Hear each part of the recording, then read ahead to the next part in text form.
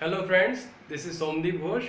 Welcome to my channel, and I would like to thank everyone who really supported our video by sharing and liking. Okay, if you really like our video and you think that our videos are really helping you, then please subscribe our video. It will really help us. And inspired by your previous feedback, we today we are going to make another video, and the subject on which we will be talking is entrepreneurship development. So in this video, students of BSc Agriculture can view this video, and students who are not studying agriculture, if they are studying a BBA, MBA or any type of management courses, this video will be very helpful for them, and I am sure that it will change your life a little bit. Okay, so let's watch this video.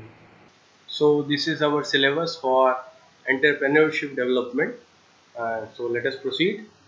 The syllabus is first entrepreneurship development, introduction and importance. यहाँ हम बात करेंगे entrepreneurship के बारे में, क्या importance है और हमारे देश की इकोनॉमी को किस तरीके से entrepreneurship प्रोग्राम आगे बढ़ाता है. फिर है characteristics of an entrepreneur, entrepreneurship development programs, planning, budgeting, monitoring, evaluation. ये चारों बहुत ही इंपॉर्टेंट पिलर है एंटरप्रेन्योरशिप डेवलपमेंट की. फिर आता है स्वॉट analysis, means strength, weakness, opportunity, threat analysis. फिर है venture capital, Indian agricultural processing industry, जिसके अंदर हम इंडिया में डेवलप्ड सारी प्रोसेसिंग इंडस्ट्रीज की बात करेंगे एग्रीकल्चर से रिलेटेड. फिर है government policies on small and medium enterprises और supply chain management. Let us proceed, आगे बढ़ते हैं. आपके सामने बहुत ही मनमोहक दृश्य है, ये है एंटरप्रेन्योरशिप डेवलपमेंट का. ठीक है, आगे बढ़ते हैं. जिस तरह से स्क्रीन पे ये एंटरप्रेन्योर आगे बढ़ना चाहता है, हम भी अपने लाइफ में आगे बढ़ते हैं. यहाँ है कि क्या है डेफिनेशन एंटरप्रेन्योरशिप की, पहले आइए समझते हैं. तो entrepreneurship has traditionally been defined as the process of designing, launching and running a business process. इसका मतलब है किसी भी बिजनेस प्रोसेस को डिजाइन करना, उसको किस तरीके से मार्केट में लाना है और किस तरीके से उसे चलाना है, ये सिखाता है हमें entrepreneurship. Which typically begins as a small business such as a small startup. जैसे कि हम कहते हैं कि कोई भी बड़ा बिजनेस पहले छोटे मुकाम से आगे बढ़ता है, वैसे ही एंटरप्रेन्योरशिप की टेक्निक्स स्मॉल बिजनेस से होते हुए बिग बिजनेस तक हमें आगे लेके जाती है. और फिर है ऑफरिंग ए प्रोडक्ट, प्रोसेसेस और सर्विसेज फॉर सेल और हायर. हमें समझ में आ रहा है किसी भी प्रोसेस को, किसी भी सर्विस को, किसी प्रोडक्ट को मार्केट में कैसे बेचना है या कैसे खरीदना है, ये एंटरप्रेन्योरशिप में हम सीखेंगे. The people who create these businesses are called entrepreneur. मैंने जैसे कि आपको बताया है, डिजाइनिंग, लॉन्चिंग, रनिंग, किसी भी बिजनेस को छोटे लेवल से बड़े लेवल तक ले जाना और उसमें कुछ नयापन लाते, ये काम किसका है? एंटरप्रेन्योर्स का. तो आप समझ चुके होंगे इस स्क्रीन पे लिखी हुई बातों से और मेरी आवाज से. तो आगे बढ़ते हैं, हम इस राह में आगे चलते हैं. अब हमारे सामने है कैरेक्टरिस्टिक्स ऑफ एन एंटरप्रेन्योर. क्या खास बात होनी चाहिए किसी एंटरप्रेन्योर में, किसी इंसान में ऐसा क्या है जो उसे एक नॉर्मल इंसान से एक एंटरप्रेन्योर बनाता है? First is moderate risk taking. आपको रेडी होना चाहिए किसी भी काम में रिस्क लेने के लिए, कुछ नया सोचने के लिए आप में हिम्मत होनी चाहिए. You should be hard working. आप हार्ड वर्क करें चाहे स्मार्ट वर्क करें, मोस्ट इंपॉर्टेंट क्या आपको काम करना सबसे जरूरी है. फिर है अकाउंटेबिलिटी.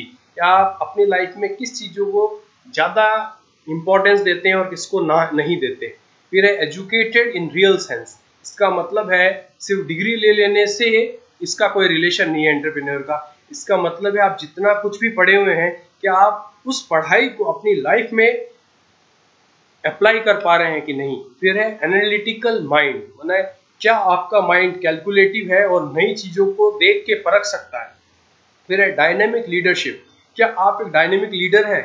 क्या आप अपने एम्प्लॉयज़ की बातें समझते हैं? अगर आप समझते हैं तो जी हाँ, बिल्कुल आप एक एंटरप्रेन्योर हैं.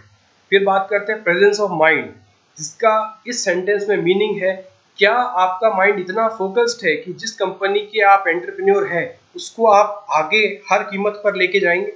एकोमोडेटिव. क्या आप अपने माइंड को उस सिचुएशन के हिसाब से ढाल पाएंगे? करेजियस एंड टैक्टफुल, क्या आप मेहनती हैं और क्या आप टेक्निक्स का यूज करके अपने प्रॉब्लम्स को सॉल्व कर सकते हैं? मेकर ऑफ राइट डिसीजन, क्या आप सही डिसीजन सही वक्त पर ले सकते हैं? फार साइटेड और फोर साइटेड, क्या आप दूरदृष्टि के हैं? क्या आपको फ्यूचर का आइडिया हो सकता है कि कल इस मार्केट में क्या बदलाव आएगा? और राइट परसेप्शन ऑफ थिंग्स, क्या आपको चीजों की सही समझ है? तो आप एक एंटरप्रेन्योर है। तो स्क्रीन के इन इंपॉर्टेंट पॉइंट्स को नोट कर लीजिए, स्नैपशॉट ले लीजिए, इट इज वेरी इंपॉर्टेंट। और हम आगे बढ़ते हैं। इसके बाद we have types of entrepreneur on the screen. सबसे पहले है इनोवेटिव, फिर है इमिटेटिव, फिर है फैबियन और फिर ड्रोन। दोस्तों याद रखिए, मैं कई सारे नोट्स आपको प्रोवाइड कर सकता था, आपको बहुत बुक्स मिल जाएगी, लेकिन इतना शॉर्ट एंड स्वीट जिससे आप एग्जाम्स में भी परफॉर्म अच्छा कर पाए और इस एंटरप्रेन्योरशिप सब्जेक्ट को अच्छे से समझ पाए, इसीलिए मैं इसको जितना हो सके शॉर्ट दे रहा हूँ। इसको ये नहीं समझिए ये शॉर्टकट है, but it is smart work. So let us start this smart work with A fresh mind. Innovative वो पीपल है, वो लोग हैं जो अपनी लाइफ में कुछ नए चेंजेस लाते हैं, कुछ नया सोचते हैं और वही सोच को अप्लाई करते हुए कंपनीज को आगे लेके जाते हैं। They are completely innovative. फिर बात करते हैं इमिटेटिंग। इमिटेटिंग का मतलब है किसी भी चीज की नकल करना। कोई इनोवेटर है, उसकी आइडियाज को एज इट इज किसी और कंपनी में लगा देना, वो इमिटेटिंग होता है। बिना सोचे समझे, बिना उस सिचुएशन को समझ कर और परख कर आप सीधा कोई भी कॉन्सेप्ट कहीं से लिया और कहीं और लगा दिया, दिस इज इमिटेटिंग। फिर उसके बाद आता है फैबियन।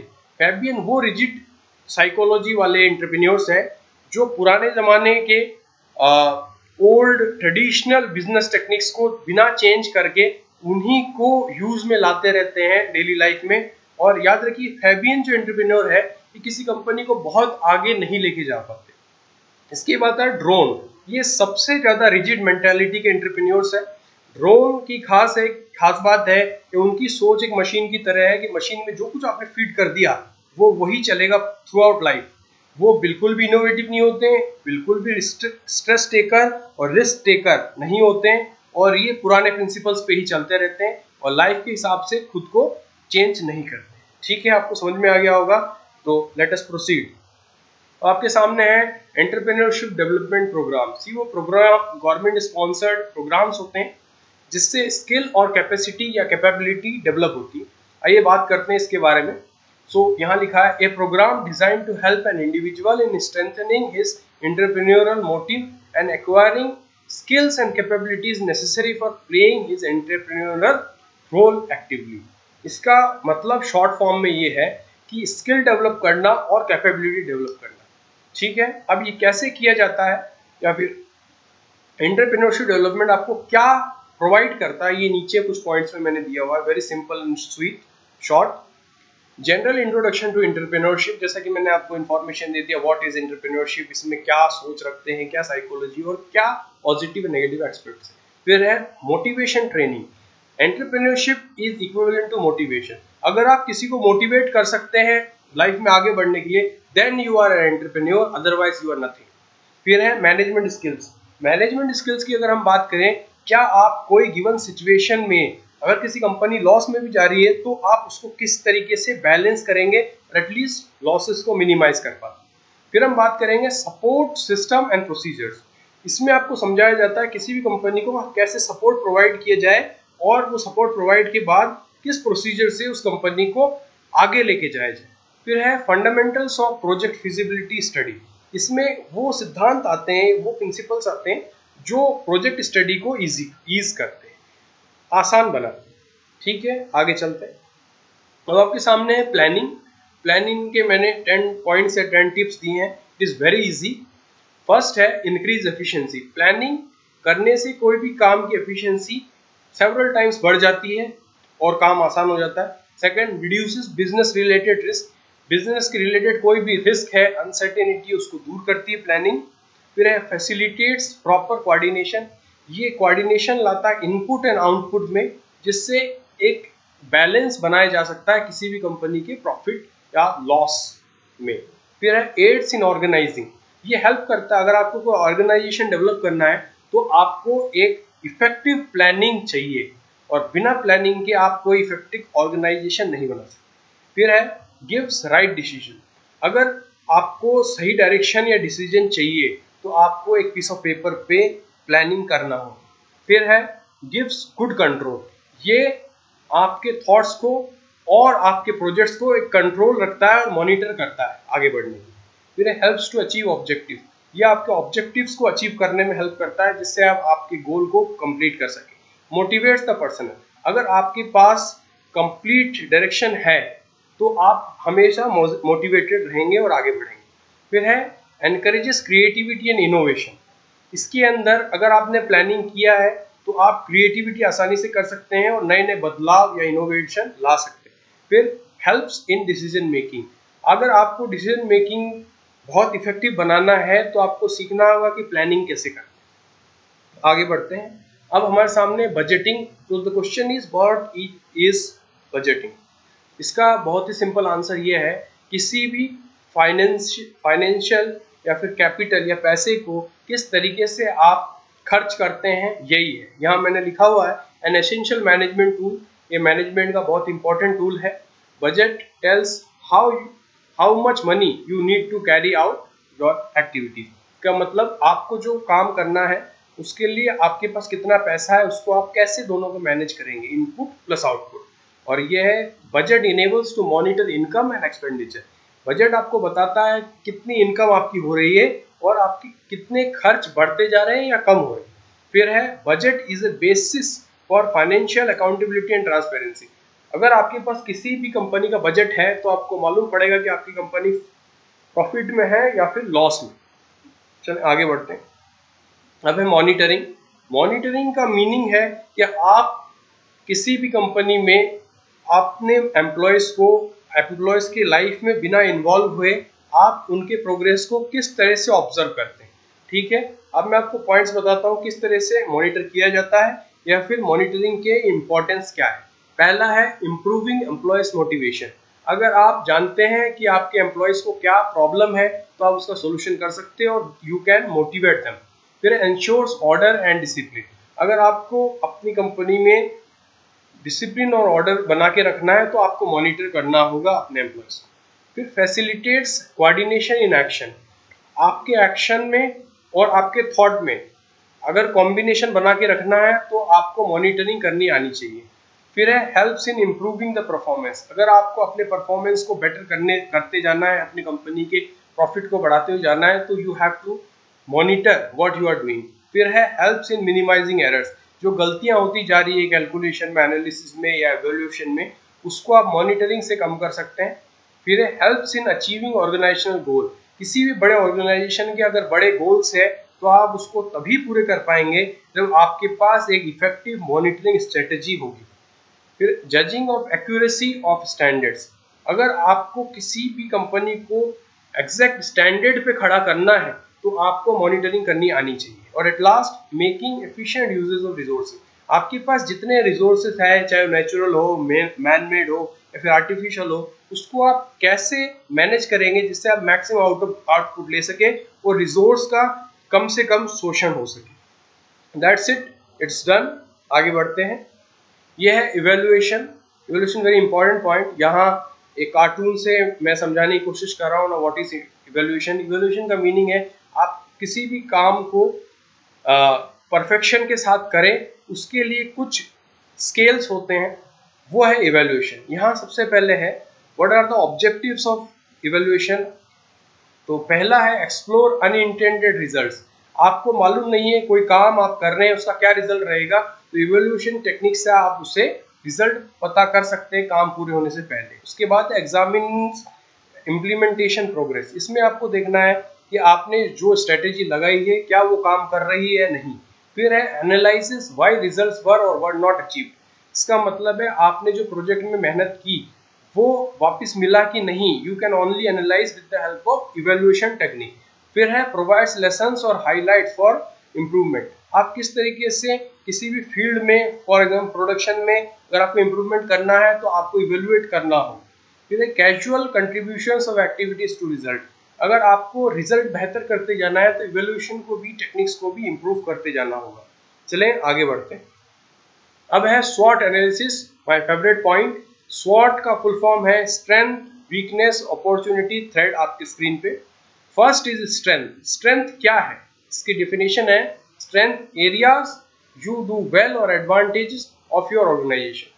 वो क्षेत्र जिसमें आप परफेक्ट है, आप अच्छे से काम कर रहे हैं, वो आपकी स्ट्रेंथ है। फिर वीकनेस क्या है, वीकनेस वो है जिसको आपको अभी इंप्रूव करना है, that is your weakness. Opportunity, external factors that may contribute to your organization and can build your strength.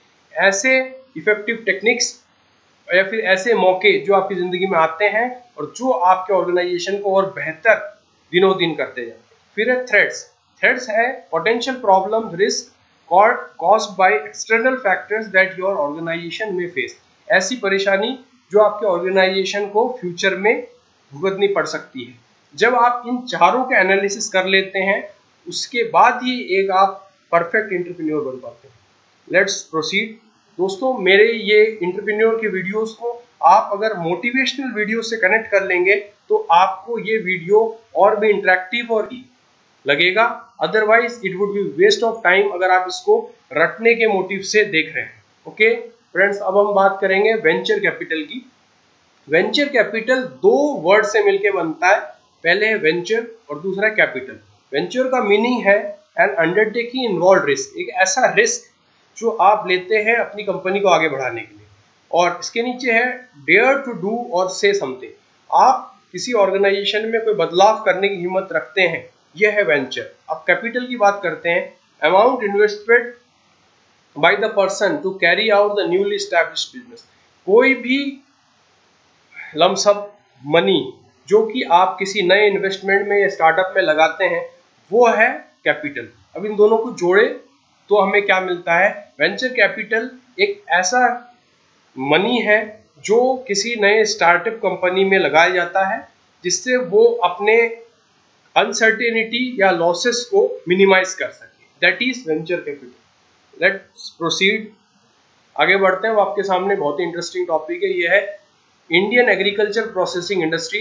दोस्तों, हम जानते हैं कि एग्रीकल्चर इंडिया के इकोनॉमी के 60% पार्ट को सपोर्ट करता है। अगर हम एग्रीकल्चर को छोड़ देते हैं तो हमारा जनरल नॉलेज इज इनकम्प्लीट रह जाता है। तो हम पढ़ते हैं अभी सबसे पहले इंडियन एग्रीकल्चर प्रोसेसिंग इंडस्ट्री कितनी सारी है, यहाँ आपको इंटरेक्टिव डायग्राम में दिखा रखा है। Fruits and vegetable industry, milk and milk products industry, meat and poultry industry आप जानते हैं। फिर मेरीन प्रोडक्ट्स, मतलब जो आपको मछलियाँ या प्रॉन्स मिल रही है, समुद्री मछली जो काफ़ी महंगी होती है। उसके बाद ग्रेन प्रोसेसिंग, ऐसी इंडस्ट्री, ग्रेन मिल जहाँ पे गेहूँ और चावल इनकी प्रोसेसिंग होती है। फिर बियर एंड अल्कोहलिक बिवरेजेस, वो मुझे आपको समझाने की जरूरत नहीं, आप जानते हैं। और कन्वेंस फूड और ड्रिंक्स, ऐसे खाद्य पदार्थ जो आप रेगुलर अपनी लाइफ में यूज़ करते हैं। फिर से एक बार मैं रिकॉल करा देता हूँ, फ्रूट्स एंड वेजिटेबल इंडस्ट्री, सामने है आपके पास milk and products industries, milk products, milk से जो आपको प्रोडक्ट्स मिलते हैं, मीट एंड पोल्ट्री, फिर marine food products, grain processing, beer और अल्कोहलिक बिवरेजेस, और जो कन्वीनियंस फूड और ड्रिंक्स जो आप रेगुलर अपनी लाइफ में यूज कर रहे हैं, ये सब मिलके इंडियन एग्रीकल्चर प्रोसेसिंग इंडस्ट्री बनते हैं। ठीक है, और ये इंडियन इकोनॉमी का बैकबोन। आगे चलते हैं। अब हमारे सामने है government policies on small and medium enterprises. हम ऐसे एंटरप्राइज की बात करेंगे जैसे स्टार्टअप, जो कि कंपनियां अभी अभी मार्केट में आई है और उनको डेवलपमेंट करना अभी बाकी है। अब यहाँ पे मैं बात करने वाला हूँ कि गवर्नमेंट की ऐसी क्या पॉलिसी है जिसकी हेल्प से कोई भी स्टार्टअप प्रोजेक्ट आगे बढ़ सकता है और एंटरप्रेन्योर अपने लाइफ में सक्सीड हो सके। पहला है रिजर्वेशन पॉलिसी। ऐसी पॉलिसीज का डेफिनेट अमाउंट ऑफ मनी या फिर कोई भी प्रोजेक्ट्स को रिजर्वेशन दिया जाए, सपोर्ट दिया जाए गवर्नमेंट के द्वारा। फिर है governments purchase preference policy for SSI project. SSI का फुल फॉर्म है स्मॉल स्केल इंडस्ट्रीज। तो गवर्नमेंट जो भी बेनिफिट प्रोवाइड करती है स्मॉल स्केल इंडस्ट्रीज को, ये इसमें काउंट किया जाएगा। थर्ड पॉइंट है government price preference policy for marketing SSI, कि जितनी भी गवर्नमेंट छूट दे रही है या कोई इनिशिएटिव दे रही है, ये भी इसके अंदर इंक्लूड किया जाता है। फिर है टेक्निकल असिस्टेंट। टेक्निकल असिस्टेंस का मीनिंग होता है जो भी मशीनरी, लॉजिस्टिक्स और जगह ये जो प्रोवाइड करते हैं, ये अगर गवर्नमेंट प्रोवाइड कर रही है तो ये एक पॉलिसी है गवर्नमेंट की। उसके बाद बात करते हैं रॉ मटेरियल्स। अगर आपको टेक्सटाइल इंडस्ट्री लगानी है तो आपको cotton as a raw material होना चाहिए। अगर वो गवर्नमेंट आपको कम से कम दामों में देगी तो ये पॉलिसी काफी इफेक्टिव आपके लिए जो टेक्सटाइल इंडस्ट्री लगाना चाह रहे हैं। उसके बाद है फाइनेंशियल असिस्टेंस। फाइनेंशियल असिस्टेंस मतलब वेंचर कैपिटल, ऐसा पैसा जो उन्हें रिस्क और अनसर्टिनिटी से बचाए। अब है न्यू इनिशिएटिव, नए नए जैसे startup India, stand up India, ये जितने प्रोजेक्ट्स है ये न्यू इनिशिएटिव्स के अंदर आते हैं। आप अपडेट करते रहें अपने आप को करंट अफेयर्स के साथ। ठीक है, अब मैं आगे बढ़ता हूँ। अब अगला है problems faced by small scale industry. अब यहाँ हम बात करेंगे कि स्मॉल स्केल इंडस्ट्री जब आप लगाते हैं तो आपको क्या परेशानी आएगी। इट्स वेरी सिंपल, इंटरेक्टिव है, टोटली 7 पॉइंट्स है, इससे बाहर आपको कहीं नहीं मिलेगा। ठीक है, पहला है problems of skilled man power. सबसे बड़ी प्रॉब्लम है कि आपको इतने लोग चाहिए जो आपकी कंपनी में काम कर सकते हैं अदर देन मशीनरी, तो आपको स्किल्ड मैन पावर नहीं मिलती। ठीक है, उसके बाद lack of machinery and equipments. अगर मशीनरी आपको बहुत महंगा पड़ रहा है और इक्विपमेंट्स आपको सही जगह नहीं मिल पा रहे हैं तो आप स्मॉल स्केल इंडस्ट्री आपकी फेल हो जाएगी। फिर है कंपटीशन। अगर कोई दूसरी लार्ज स्केल इंडस्ट्री का कंपटीशन है आपके साथ तो आपके लिए सरवाइव करना बहुत मुश्किल हो जाएगा। फिर है इस साइड की irregular supply of raw materials. अगर आप टेक्सटाइल इंडस्ट्री से जुड़े हुए हैं, फूड इंडस्ट्री से जुड़े हुए हैं, आपको रॉ मटेरियल्स नहीं मिल रहे हैं जैसे कॉटन, पैडी या वीट, तो आप कैसे सोच सकते हैं कि आपकी जो स्मॉल स्केल इंडस्ट्री है वो प्रोग्रेस करेगी। फिर है एब्सेंस ऑफ एडिक्वेट इंफ्रास्ट्रक्चर। अगर आपके पास प्रॉपर इंफ्रास्ट्रक्चर नहीं है तो आप इसके फ्यूचर के बारे में कुछ नहीं सोच सकते। फिर है एब्सेंस ऑफ ऑर्गेनाइजिंग मार्केटिंग। अगर आपका मार्केट ऑर्गेनाइज्ड नहीं है, चैनल एडवर्टीजमेंट वगैरह नहीं है, तो आप आगे नहीं बढ़ सकते। फिर है इनएडिक्वेट क्रेडिट असिस्टेंस। अगर आपके पास वही मैंने बताया जो पहले वीडियोस में कि वेंचर कैपिटल या फिर वो सपोर्टेड मनी जो आपको रिस्क और अनसर्टिनिटी से बचाए आपके स्टार्टअप कंपनी को, तो आप सर्वाइव नहीं करेंगे। इसको समअप करूंगा, that is lack of skilled manpower नहीं है, मशीनरी की कमी, बहुत ज्यादा कंपटीशन, फिर रॉ मटेरियल्स माने कच्चा माल की कमी, फिर इंफ्रास्ट्रक्चर माने बिल्डिंग की कमी, और उसके बाद अच्छी मार्केट ऑर्गेनाइजेशन नहीं है, एडवर्टीजमेंट नहीं है, और लास्ट में अगर आपके पास क्रेडिट या पैसा नहीं है तो आप इन सब कारणों से आपकी स्मॉल स्केल इंडस्ट्री फेल हो सकती है। तो आगे बढ़ते हैं। इसके बाद हमारे सामने है सप्लाई चेन मैनेजमेंट। ये सबसे इंपॉर्टेंट पार्ट है एंटरप्रेन्योरशिप डेवलपमेंट का। अगर आप सो रहे हैं तो जाग जाइए। अब हम बात करते हैं, मैंने स्टार बनाया हुआ है, स्टार के पास एक बहुत ही इंटरेक्टिव इमेज बनाई हुई जिससे आप याद कर सकें, क्योंकि दोस्तों ह्यूमन माइंड इमेजेस को जल्दी याद करता है, ना कि मोटे मोटे नोट्स को। ठीक है, अब हम बात करें सप्लाई चेन मैनेजमेंट के लिए आपको क्या चाहिए। पहला है रिकवरी। आपको रिकवरी किस तरीके से किसी प्रोडक्ट की करी वो आनी चाहिए। आप कंपनी का कैसे डेवलपमेंट करते हैं इन टर्म्स ऑफ लॉजिस्टिक्स, मशीन्स में या फिर टेक्नोलॉजी में या फिर मैन पावर में, यह आपके ऊपर है। आप कोई भी प्रोसेस्ड फूड या फिर एग्रीकल्चर इंडस्ट्री या फिर कोई भी इंडस्ट्री में मैन्युफैक्चरिंग कैसे करते हैं, प्रोडक्शन कैसे करेंगे, यह आप पे डिपेंड करेगा। ये भी सप्लाई चेन मैनेजमेंट का पार्ट है। फिर आता है डिस्ट्रीब्यूशन। डिस्ट्रीब्यूशन वो पॉइंट होता है जहां से प्रोडक्शन मैन्युफैक्चरिंग इंडस्ट्री से मार्केट में आ सके और एट लास्ट कस्टमर तक पहुंच सके, ये है डिस्ट्रीब्यूशन। इसमें ट्रांसपोर्ट सिस्टम भी आते हैं, इसको आप किस तरीके से सुचारू कर सके और आगे बढ़े। फिर है सेल्स। सेल्स वो कंडीशन है जिसके अंदर आप अपने प्रोडक्ट का रेट लगाते हैं और उतना आपको मिलता है कि नहीं, ये डिपेंड करता है सेल्स पे। एट लास्ट मार्केटिंग, क्या आपने जितने प्रोडक्ट्स बनाए हैं वो मार्केट में उतर के बिक पा रहे हैं कि नहीं। तो ये जो 6 पॉइंट्स है, इट इज वेरी इंपॉर्टेंट। आप इसको वेरी सिंपल तरीके से याद कर सकते हैं। रिकवरी, डेवलपमेंट, ठीक है, इंडस्ट्री का डेवलपमेंट, मैन्युफैक्चरिंग, इस तरह से आप प्रोडक्ट्स को बनाएं।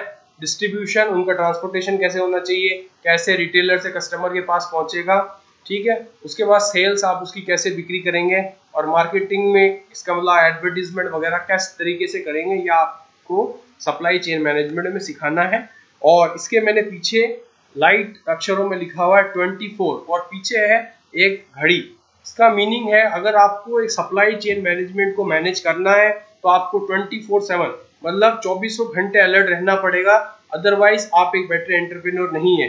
Not in terms of hard work but in terms of smart work, then only आप एक अच्छे एंटरप्रेन्योरशिप डेवलपमेंट प्रोसीजर से बढ़ के एक अच्छे एंटरप्रेन्योर बन पाएंगे। Friends, thank you very much for watching our video and we are really happy that you are watching our video।